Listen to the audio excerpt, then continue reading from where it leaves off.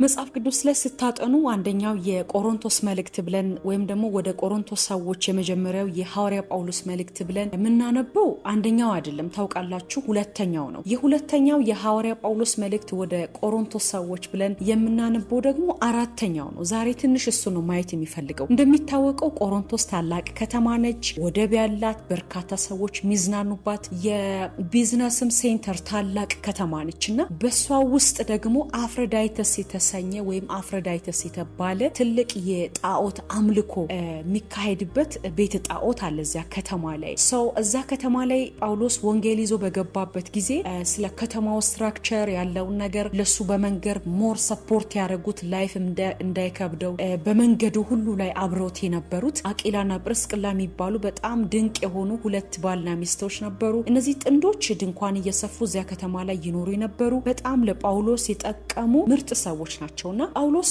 እዛ አካባቢ 17 ወር ቆይቷል ይላሉ። አንዳንዶቹ አንድ አመት ከ2 ወር ቆይቷል ብለውም ያስባሉ። ኤኒዌይስ እዛ ከተማ ላይ የነበሩ ሰዎች ወደ እግዚአብሔር ቤተ መቅደስነት የመጡት ወይም ደግሞ ቦርናጌን አርገው ጌታ ኢየሱስን እንደ ግል አዳኛቸው ተቀብለው አዲስን ህይወት ለብሰው ወደ ጌታ ወይም ደግሞ ወደ አዲስ ህይወት የተለወጡ ሰዎች አብዛኛዎቻቸው ከግሪክ የመጡ ናቸው። ሌሎቹ ደግሞ ከሮማውያን የሆኑት ናቸው፣ አይሁዶቹን ጨምሮ የነበሩት ማለት ነው። ከዛ በፊት ግን አንድ በጣም ሳጠና የተገረምኩት ምንድነው ጌታ ኢየሱስ ግን እስራኤል በሮም ቅኝ ተገዝታ ያለች ለምንድነው የተወለደው ብዬ ሳነብ ወይም ደግሞ ሳጠና ያገኘሁት ምንድነው ታውቃላችሁ? እስራኤል ለ430 ዓመት ግብጽ ላይ ቆይታለች። በዛ ሰዓት አይደንቲቲ አልነበራትም፣ ሀገር አልነበረችም፣ ጀስት ባሪያ ነበረች።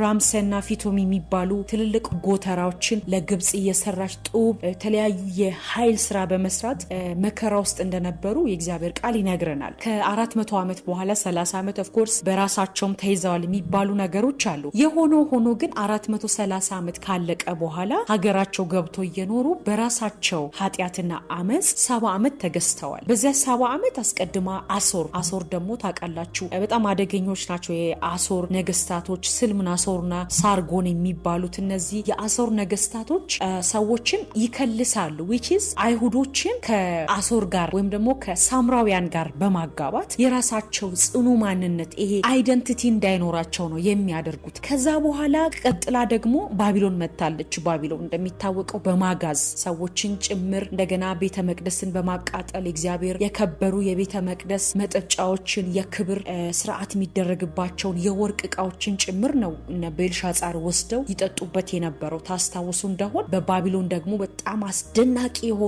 አስደንጋጭ የሆኑ ድፍረቶች ሆነዋልና በዛ ሰዓት ባቢሎናውያኖች ደግሞ ምን በማድረግ ነው? በመማረክ ነው የሚታወቁት። ያንም ጌታ ኢየሱስ አልተወለደም። ኦኬ። ከዛ በመቀጠል ደግሞ ባቢሎን በማን ተገረሰሰች? በፋርስና ሜዶን። ከፋርስና ሜዶን በኋላ ደግሞ ፋርስና ሜዶን ስትወድቅ ደግሞ ግሪኮች መጡ። እነዚህ ጠበብት ናቸው። እኛንን አርኪኦሎጂስቶች ነን፣ ህንጻ ቢሆን ዕውቀት ከኛ ይቀዳል፣ እኛ ብንቆፈር ጥበብኛ ውስጥ አለ ብለው ደግሞ በጣም ራሳቸውን ከፍ የሚያደርጉ በጣም አደገኞች ናቸው። እነዚህ ደግሞ ግሪኮች ናቸው። ግሪክ ደግሞ በማን ነው የተገረሰሰችው ወይም ደግሞ የተሸነፈችው? በሮማውያን። ሮማውያኖች ደግሞ ውሃ ቀጠነ የሚሉ በጣም በህግ ላይ ጥብቅ ያሉ አደገኛ አስፈሪዎች ናቸው እና እነሱ ደግሞ አይማርኩም፣ ባሉበት ነው የሚገዙት። ለዚህ ነው ጌታ ኢየሱስ ከአንድ ሀገር ወደ አንድ ሀገር የማያፈልሱ ስለነበሩ በጣም ምቹ ሆነው ሳይሆን ግን አይማርኩም። አትሊስት በዚህ ሰዓት ነው መጥቶ የተወለደው። ኤኒዌይስ ጳውሎስ በነበረው አገልግሎት ውስጥ እነዚህ ሁለቱ ጎሳዎች ስፔሻሊ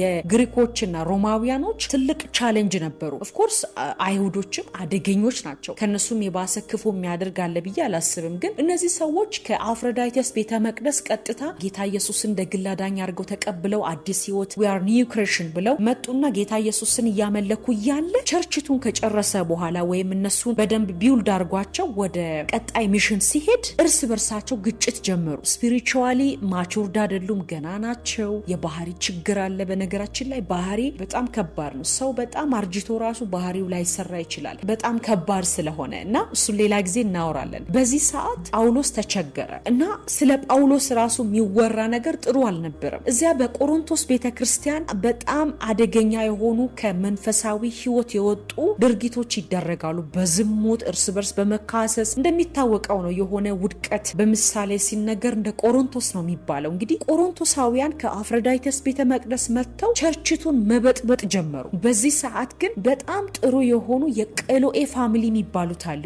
እነዚህዎቹ ጳውሎስ ላይ የሚደርሰውን ትችት ሰሙና ከሚተቹት ጋር አብረው ወደ ሐሜት አልተቀላቀሉ። ለጳውሎስ ወሬው በሚደርስበት መንገድ አደረሱት ማለት ነው። በዚህ ሰዓት ጳውሎስ በጣም ተናደደ። ታውቃላችሁ he was ኢሞሽናል ነው።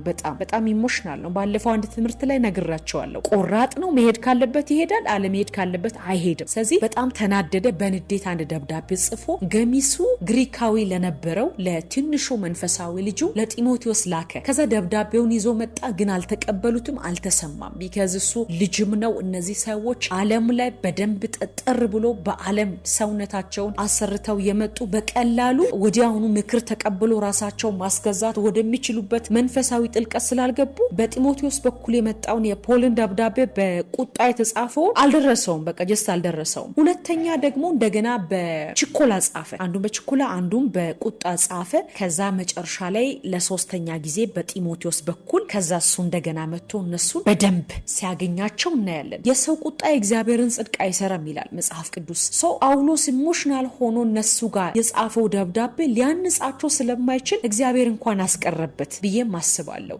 ስለዚህ ጳውሎስ እነዚህን ሰዎች ወንድሞቼ እያለ ይጠራቸዋል። የወደቁትን፣ የተሳሳቱትን፣ እሱን የሚያሙትን ጥሩ ነገር የሌላቸውን መካከላቸው ሪፐንት አያቁም። መካከላቸው ጸሎትን እግዚአብሔርን መለመን አያቁም። ገና በካራክተር በባህሪ ያልተሰሩትን ለመስራት በጣም ዋጋ ይከፍላል፣ ይጽፋል፣ ይልካል፣ ይደክማል። እና እነዚህ ቅሎኤ ፋሚሊዎች አንዳንድ ቸርቾች፣ አንዳንድ ማህበረሰብ ውስጥ ድብልቅልቅ ያለ ማንነት ኖሯቸው ግን ደግሞ ዩኒክ የሆኑ ሰዎች አሉ። ለአገልጋይ ክፉ ነገር አውጥቶ የማያወሩ። ኦፍኮርስ በዛኛው ህይወት አሳዳጅ ነበር። የክስት ደብዳቤ ይዞ ነው በደማስቆ ጌታ የተገናኘው። ስለዛ እያነሱ እሱ ማን ሆኖ ነው ብሎ እንኳን የማጣጣል ነገር ሲያመጡ በውስጡ ያለውን እግዚአብሔርን ያከበሩ ነበሩ እነዚህ ቅሎኤ ፋሚሊዎች።